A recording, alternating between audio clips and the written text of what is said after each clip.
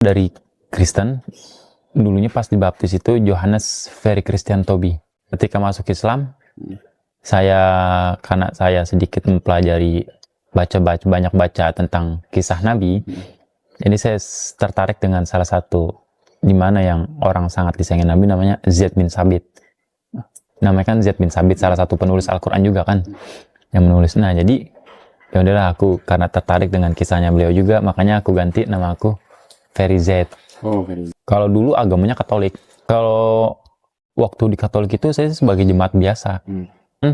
Memang pada saat itu karena saya kan kecil itu hidupnya di lingkup Muslim. Wabil khusus tuh di daerah Salemba. Nah, dan walaupun asalnya dari NTT. Iya. Nah, dan memang kalau di Salemba, di tempat tinggal saya yang lingkup Muslim itu, dulu ada namanya sunat massal. Nah, saya mengikuti sunat massal karena kan dapat sarung, ya kan, dapat koko. Nah, kebetulan juga karena saya suka ngikut-ngikut apa yang dilakukan oleh teman-teman Muslim, saya mengikuti. Jadi memang setelah saya sunat itu, saya pas sudah SMP kelas 2 kalau nggak salah ya, saya pindah ke NTT baru, karena kebetulan saya terlalu sering bermain dengan teman-teman Muslim. Dari orang tua itu takut saya untuk menjadi seorang Muslim, khususnya di Larantuka, karena memang orang-orang yang taat semua di sana.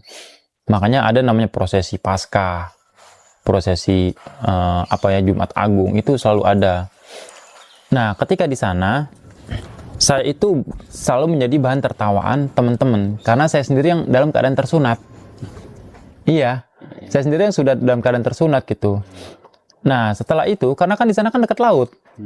Dekat laut, jadi kita kalau mandi di laut tuh ya udah kan nggak pakai baju, kadang nggak pakai ini. Jadi tuh banyak teman-teman itu ngelihat, oh ini orang sunat, Kristen sunat kan kayak gitu. Dan itu malah menjadi bahan olokan mereka. Iya. Nah, setelah itu, saya nggak memandang bahwasanya tuh hinaan mereka itu sebagai hinaan buat saya, tapi saya malah justru mempelajari dari situ, yang membuat saya itu mempelajari. Emang di Kristen itu nggak boleh sunat, apa ada larangannya sih, kan kayak gitu. Tapi saya nggak bertanya kepada Romo, enggak. Tetapi saya mempelajari dari isi kitab itu sendiri.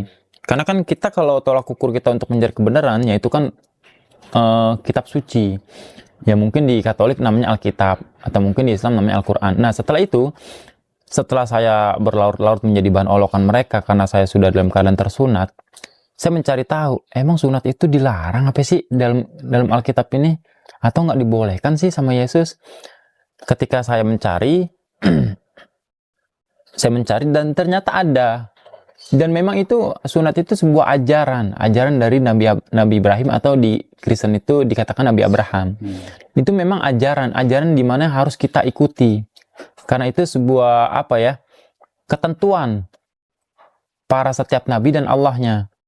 Makanya setelah itu, bahkan di dalam Yehezkiel ya, kalau nggak salah itu di Yehezkiel 44 ayat ke-9, kita kan menganggap kalau gereja itu kan rumah suci, rumah kudus. Nah, bahkan di sana dikatakan, jikalau seseorang tidak disunat kulit dagingnya, itu maka tidak akan boleh masuk ke dalam rumah kudusku. Lah, kalau kita nggak bersunat, berarti kan akan menjadi bahan tolak belakang kan, kayak gitu, akan menjadi bahan pertanyaan. Lah, gue sunat, kenapa kok gue menjadi bahan olokan? Seharusnya saya mentertawakan mereka, karena di kitab tertulis dengan jelas, orang-orang yang tidak bersunat kulit dagingnya, dia tidak boleh masuk dalam rumah kudusku. Lah, gereja kan berarti rumah kudus, berarti seharusnya mereka nggak boleh masuk. Nah, akhirnya dari situ saya terus mempelajari isi Bible itu sendiri gitu. Nah, setelah saya mempelajari, saya membandingkan dengan sebuah buku dari karangan Imam Al-Ghazali namanya Job. Karena kan gini Bang, yang namanya kita hidup, kita nggak selamanya kita hanya berkasih sayang kepada manusia. Lalu bagaimana cara kita mencintai Tuhan, kan kayak gitu. Nah, ketika saya bandingkan dari Bible itu dengan buku karangan Imam Al-Ghazali yang bernama Job atau Jalan Orang Bijak, ternyata yang lebih mendekatkan kita kepada Tuhan tuh ya Islam. Gitu, baik dari itu hablum minallah, baik itu dari hablum minannasnya. Nah, ternyata itu adanya di Islam gitu. Nah, setelah dari sana, saya padahal itu saya dulu punya cita-cita itu ingin menjadi seorang Romo atau polisi, karena kebetulan keluarga saya itu di NTT banyak yang menjadi seorang Romo. Nah, setelah saya memutuskan dan mencari kebenaran itu, dan akhirnya saya memutuskan untuk menjadi seorang Islam. Saya pergi ke Jakarta, saya syahadat di Jakarta. Setelah saya syahadat, baru saya balik lagi ke NTT untuk mengambil berkas-berkas saya. Tetapi ketika saya sudah bersyahadat di Jakarta, di sana juga nggak diterima secara baik oleh keluarga. Karena memang keluarga itu yang sangat fanatik sama Katolik. Jadi di antara keluarganya itu yang keluar dari agama Katolik, itu akan menjadi bahan tertawaan mereka, bahkan menjadi bahan, jadi aib lah ya. Iya, aib mereka gitu.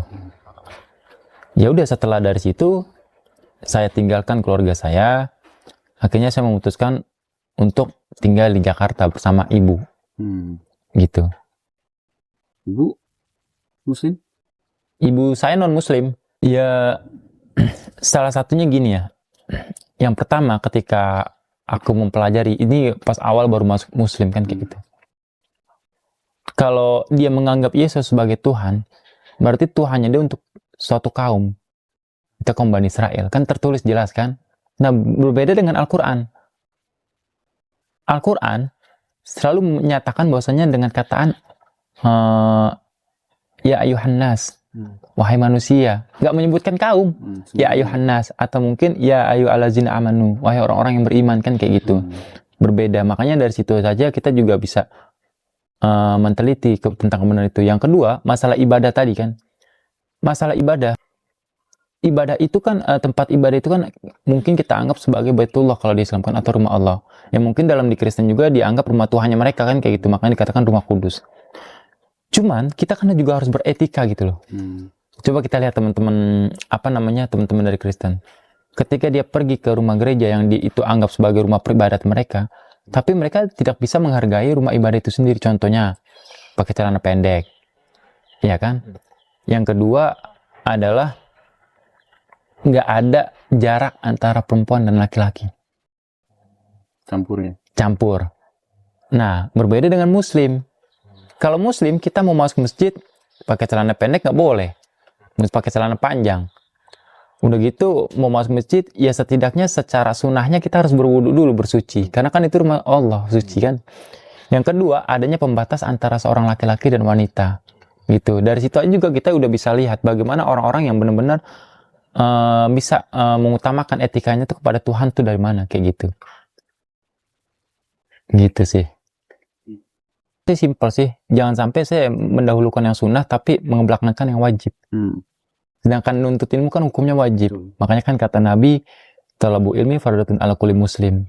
Nah, jadi setelah itu saya mempelajari dulu tentang baik itu cara sholat, atau mungkin cara bacaan sholat yang benar kayak gimana, atau mungkin cara wudhu yang benar kayak gimana. Kan nggak mungkin, karena jikalau kita sudah berikrar, nggak mungkin kita nggak sholat, kan kayak gitu. Nggak mungkin kita nggak puasa.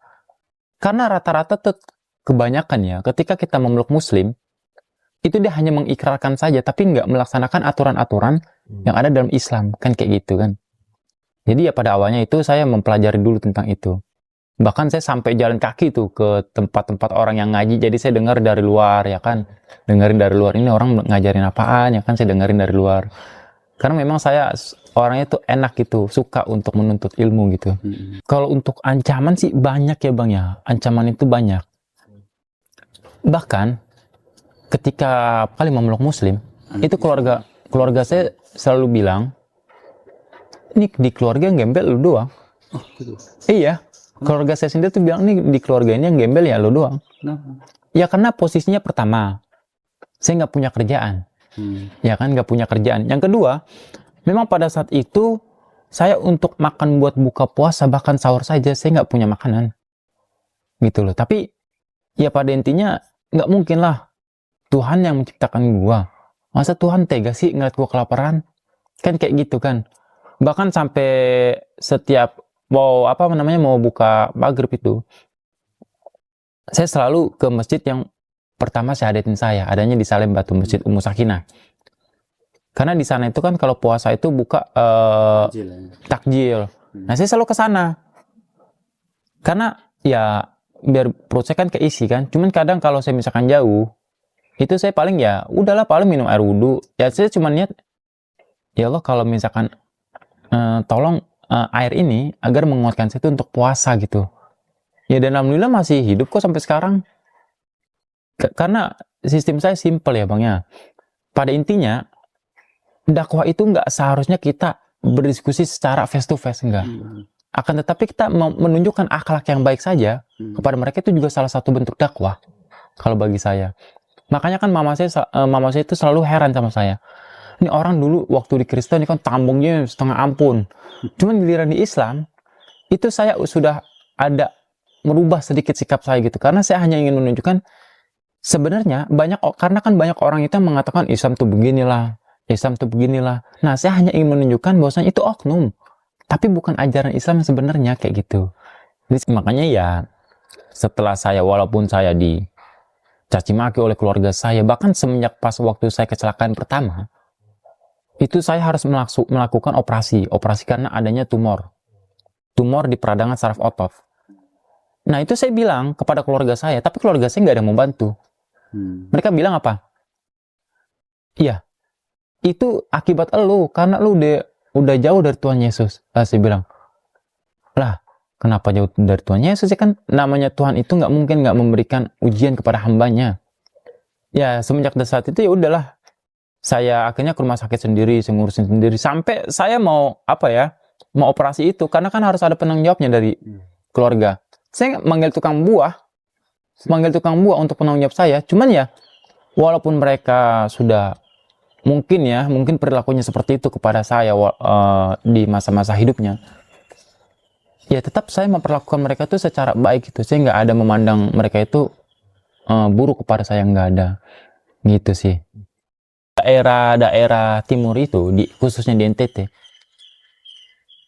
memang toleransinya tinggi. Cuman memang setiap teman-teman muslimin yang jalan itu mereka selalu bilang, moru itu kayak sebuah hinaan yang diinikan kepada muslim gitu. Jadi mereka selalu mengatakan seperti itu. Atau ya karena mungkin itu udah ada salah satu bentuk rasa kacamata kebencian kepada muslim itu. Jadi walaupun muslim sebaik apapun, tetap mereka katakan moru itu adalah sebuah hinaan gitu. Saya harapkan untuk masuk Islam itu adalah mama saya. Jadi mama saya ini sakit sudah 3 tahun. Beliau sakit paru-paru. Nah memang ya namanya ibu ya, walaupun anak-anaknya beda agama, tapi beliau tetap menyayangi tuh anak-anaknya sebagaimana beliau itu menyayangi dirinya sendiri gitu. Cuman ya saya selalu mengingatkan kepada beliau, bahwasanya kalau waktunya gereja, minta Tuhan tunjukin jalan yang benar, ya kan? Ya walaupun itu hanya berbeda dengan saya, ya pasti Allah kan juga maha mengetahui gitu Bang, ya kan? Kalau kesungguhan dari hatinya, kan yang Allah lihat kan adalah hatinya gitu. Nah setelah beliau itu sakit sudah sekitar 2 tahun, saya tetap berbincang-bincang dengan beliau. Bahkan saya setiap beliau cerita sama saya tentang sakitnya, sampai saya tuh kadang kalau lagi duduk dekat beliau nih, saya ceritakan bahwasanya saya pijitin tangannya dia nih, saya sambil cerita, mau tahu nggak, ada kisah Nabi Muhammad tuh kayak gini kan. Saya cerita tentang Nabi Muhammad, tentang para sahabat. Bahkan saya pernah cerita kepada beliau, Islam itu mengajarkan adil walaupun beda agama, dan itu dicontohkan oleh Sayyidina Umar bin Khattab radhiyallahu anhu. Ketika Amr bin As mengusir seorang Yahudi dari gubuknya, tapi seorang Yahudi itu ngamuk sama Sayyidina Umar nih kan aku ceritakan. Tapi kata Sayyidina Umar, berlaku adil pada agama apapun. Dan pada akhirnya orang Yahudi itu jadiin itu sebagai sebuah masjid cerita. Cuman ketika aku sudah cerita-cerita seperti itu, mamaku tetap bilang kalau mama terlahir dalam keadaan Katolik, mama juga harus meninggal dalam keadaan Katolik. Nah, dari situ memang pasti ya, Allah itu kan menguji kesabaran kita sampai di mana lu mau berdoa sama gua biar orang tua lu dapat hidayah, kan kayak gitu. Tinggal balik lagi ke kitanya, kita nggak bisa menyalahkan dia. Karena terkadang kalau kita putus asa, pasti secara letternya kita menyalahkan ke dia. Ini orang udah gue kasih tahu kebenaran, ya kan, tapi lu nggak mau terima, pasti kan kayak gitu. Cuman kan kalau cara pandang kita, karena kan kepala ini kan adalah sebuah Baitul Makmur. Kalau kita coba cara pandang kita rubah, bahwasanya itu Allah nggak benci dia, tapi Allah menguji kita, bahwasanya sampai di mana kita berdoa sama Allah, meminta sama Allah agar ibu lu dapat hidayah. Nah, setelah itu saya itu selalu melakukan sholat hajat waktu itu, karena atas disuruhnya sama guru saya. Sholat hajat, saya minta agar Allah itu memberikan hidayah kepadanya. Nah, walhasil ketika beliau itu sudah bertahun-tahun sakit, pulang pergi rumah sakit, bahkan badannya pun juga sudah kurus banget ya kan.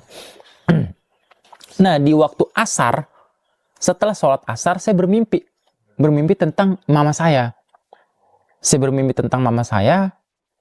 Bahwasanya dengan sendirinya tuh diri saya menyatakan, coba deh nanti mama ini kan pas saya pijitin, jadi saya pijitin tuh sambil sholawatin bang,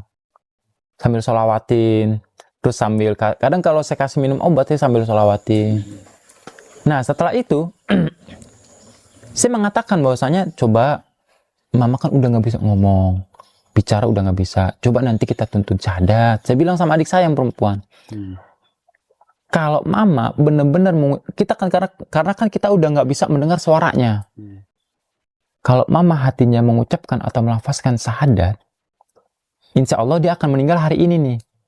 Akan tetapi kalau dia nggak melafazkan atau hatinya nggak mengucapkan syahadat, ya mungkin Allah akan memberikan waktu kan, mungkin Allah akan menjabar doa-doa kita dan memberikan waktu agar dia tuh mendapat hidayah gitu. Dan pada akhirnya saya meminta adik saya tuh untuk manggil ambulans karena kondisinya udah nggak memungkinkan. Nah, sebenarnya orang yang menggunakan BPJS itu kan pasti dipersulit. Kalau mau kritis kayak gimana pun juga pasti dipersulit karena rumah sakit itu rame, bukan buat kita doang. Dan awalnya juga itu dipersulit. Akan tetapi alhamdulillah Allah kasih jalan. Itu ambulan datang sendiri ke rumah saya. Tanpa ditelepon, tanpa dihubungi, dia datang sendiri. Dan kebetulan dia memang ada penjadwalan untuk cek mama saya. Karena kan di rumah sakit itu kalau pakai BPJS beberapa hari udah harus pulang. Nanti baru kontrol lagi, pakai surat rujukan lagi. Nah, ternyata dokter ini diperintahkan untuk cek mama saya. Kebetulan dia datang, yang tadinya kita bingung untuk nyari ambulan bawa mama saya, tiba-tiba dia datang sendiri. Dia nanya, lah mamanya kenapa nih? Saya nggak tahu dok, tiba-tiba seperti ini. Tadi saya mau manggil ambulan, cuman rumah sakit Cipto udah penuh. Saya bingung mau kemana. Tapi alhamdulillah untungnya dokter udah datang nih bawa ambulan ya kan. Diperiksa lah di situ, diperiksa. Nah, setelah dokternya itu keluar sebentar dan mama saya itu di jalan, saya megang erat tangan mama saya kayak gini kan. Ketika saya memegang erat, mah, mau nggak ngumpul bareng-bareng lagi anaknya di sorga? Masa maunya di dunia doang sih? Emang mama nggak mau ntar ngumpul-ngumpul bareng lagi kan? Saya bilang kayak gitu kan. Cuman karena mama saya udah nggak bisa ngomong, dia cuma ngangguk aja kan. Mama kalau nggak bisa bahasa Arab, ngikutin bahasa Indonesia aja mah nggak apa-apa. Allah maha tahu deh pokoknya. Kalau kita punya kesungguhan tuh Allah maha tahu. Nanti mama ikutin. Saya tuntun. Sambil saya pegang tangannya, saya tuntun ya kan. Saya bersaksi bahwasanya tidak ada Tuhan selain Allah. Dan saya bersaksi bahwasanya Nabi Muhammad SAW adalah utusan Allah. Nah, memang mulutnya dia pada saat itu terbuka, tetapi memang nggak ada suaranya. Dan setelah saya ini, baru tangannya dia mulai jatuh. Cuman memang masih ada nafasnya. Baru sama dokter dibawa ke rumah sakit Cipto. Karena rumah sakit Persahabatan sudah full. Dibawa ke rumah sakit Cipto, walhasil ketika pas baru sampai rumah sakit Cipto, meninggal beliau. Dan pada saat itu akhirnya beliau meninggal. Berarti mudah-mudahan udah jadi seorang muslim ya? Insya Allah, amin. Karena kan beliau tangannya dipegang kan sudah. Iya. Mudah-mudahan. Tapi dimakamkan secara Kristen. Sama keluarga. Iya, karena pada saat saya menuntun kan nggak ada saksi. Iya. Dan nggak ada administrasi ya. Iya. Kuat ya. Iya, nggak ada saksi yang kuat dan nggak ada administrasi yang kuat. Makanya. Tapi yang jelas, insya Allah antum yakin itu dia masuk Islam ya. Iya. Karena memang pada saat itu ya beliau tuh sangat ngepel erat tangan saya gitu. Bahkan beliau tuh bibirnya ngikut ngikut bergerak walaupun ininya kan. Dan ya itu dia, ketika saya dapat mimpi, karena kan saya punya hajat itu cuma satu, yaitu agar mama saya itu dapat hidayah gitu. Dan alhamdulillah Allah Ta'ala tuh membenarkan mimpi itu gitu loh. Bahkan saya cerita ke adik saya, ke kakak saya, kalau mama hatinya mau mengucapkan syahadat ngikutin ane, ini akan meninggal hari ini. Dan akhirnya benar. Dan Allah Ta'ala tuh nggak mempersulit gitu loh. Tiba-tiba ambulan datang kan. Nggak ada yang nelpon, nggak ada yang manggil. Tiba-tiba dia datang, nggak taunya pas-pasan jadwal cek gitu. Dan alhamdulillahnya setelah saya bantu dia sambil memegang tangannya untuk melafazkan syahadat, dan alhamdulillah akhirnya langsung saat itu juga meninggal. Karena begini, bagaimana dengan orang yang meninggalnya tuh jatuh dari pesawat hancur? Kan jasadnya nggak akan ditemukan. Ya kan, karena udah hancur. Nah itu makanya biarin aja, fair, kata dia tuh. Daripada lu ribut-ribut, nanti lu ribut lagi sama keluarga lu. Ya, memang Saya sama adik-adik saya ini orang-orang yang taat sama agama Katolik pada saat itu. Cuman, iya. Cuman ketika saya pulang dari NTT, tiba-tiba kakak saya udah Islam. Kebalik ya kan, jadi dia yang udah masuk Islam, tapi saya yang taat Katolik. Ya kan, gereja rajin, doa rosario rajin. Nah adik saya masih Kristen tuh. Kakak saya doang yang udah Islam. Nah setelah itu ya udahlah. Akhirnya kembali berjalan-jalan, saya masuk Islam. Dan akhirnya adik saya masuk Islam juga yang perempuan. Semua berarti udah Muslim semuanya. Belum, satu lagi yang cowok masih Kristen. Adik. Ada yang paling terakhir masih Kristen. Di Jakarta. Di Jakarta. Masih serumah. Masih satu rumah. Iya. Sering ini nggak berselisih nggak?